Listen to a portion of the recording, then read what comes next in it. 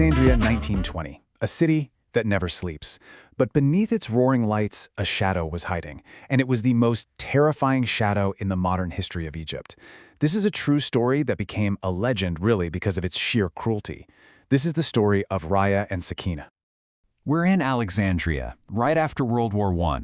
It's a bustling port city, a real crossroads of cultures. But if you look past that vibrant surface, you could feel that something was deeply, deeply wrong. A kind of darkness was just festering in its most crowded, impoverished neighborhoods. You know, it all started so slowly, you might not have even noticed at first. A woman would just leave her home and never come back. Soon, whispers turned into rumors, and those rumors grew into this tangible, citywide fear. Who were these women, and where on earth were they going? As the number of missing women climbed, so did the mystery. The police, they were completely baffled. A wave of terror just gripped the whole community. Every woman who disappeared left this hole in the fabric of the city. Her story just cut short, swallowed by this chilling, unnerving silence. Now, to really understand this horror, we have to understand the world it came from. See, these crimes didn't just happen in a vacuum. No, they were born from a very specific time and a very specific place. A city that was pushed to its absolute breaking point. The end of the war didn't bring prosperity to Alexandria. Oh no, it brought chaos. The British occupation was choking the economy, and poverty was just everywhere. People were desperate. And in that kind of desperation, the lines between right and wrong start to get really, really blurry. Just try to imagine the sheer scale of this crisis. 211% inflation. Imagine your money becoming basically worthless almost overnight. This wasn't just some number on a page. It was a daily, grinding struggle for survival for thousands upon thousands of people. And this economic collapse had a devastating human cost. For a lot of women, regular work just wasn't enough to feed their families anymore. They were forced into the city's dangerous underbelly, into sex work, not because they wanted to, but out of raw necessity. And that made them incredibly vulnerable. Okay, so we've got the setting, a city in crisis. And now we get to the real heart of the legend and the big question of this whole explainer. Why? Why did all of this happen? The popular story has a simple, terrifying answer. But the truth, well, the truth is way more complex. This is the question that changes absolutely everything.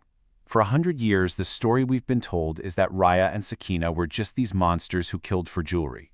It's a simple, horrifying story. But when you actually dig into the police records, a completely different picture starts to emerge. So here you can see the two stories, side by side. On the left, there's the legend we all know, monstrous people killing for simple greed. But on the right, the evidence points to something so much more calculated, a strategic war for control, a series of murders designed to eliminate the competition. To get the real motive, you have to understand what this gold actually meant. It wasn't just treasure. For these women, the gold they wore was like a billboard. It screamed success, desirability, and independence. In their world, that gold was power. And that's why the victims were chosen so carefully. They weren't just any women with jewelry. They were independent operators. They were business rivals. Each murder wasn't just a robbery. It was a competitor being taken off the board, a hostile takeover, done in the most brutal way you can imagine. And here it is. This is the fact that just shatters the whole legend. The investigation records show that the money they got from these murders was tiny. Sometimes nothing at all. A couple of pounds, maybe. You don't build a criminal empire on that. This fact alone proves the gold wasn't the motive. Control was. So, if the truth was so different, how did this murder for gold legend become so powerful? Well, this is where we need to look at how we remember history, and how a complex, horrifying truth gets smoothed over and simplified into a myth. It really comes down to two different types of memory.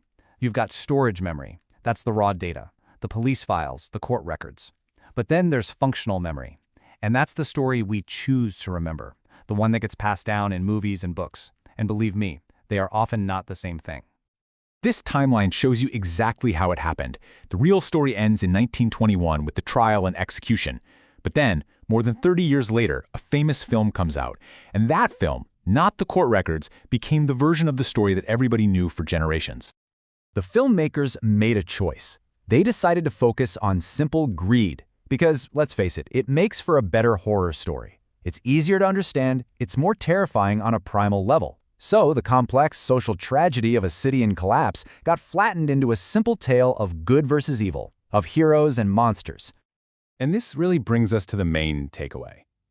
The legend of Raya and Sakina is terrifying, for sure. But the reality? The reality of a society so broken that it produces this kind of strategic, systemic violence, well, that's a whole different kind of terror. It's less about monsters, and, scarily, a lot more human.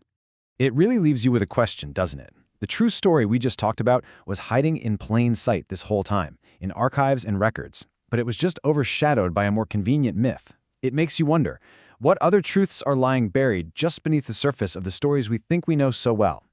If this deep dive behind the legend sparked your curiosity, please support World of Arabe Legends by subscribing and dropping your thoughts in the comments below. We'd really love to hear from you and find out what other stories you think we should uncover next.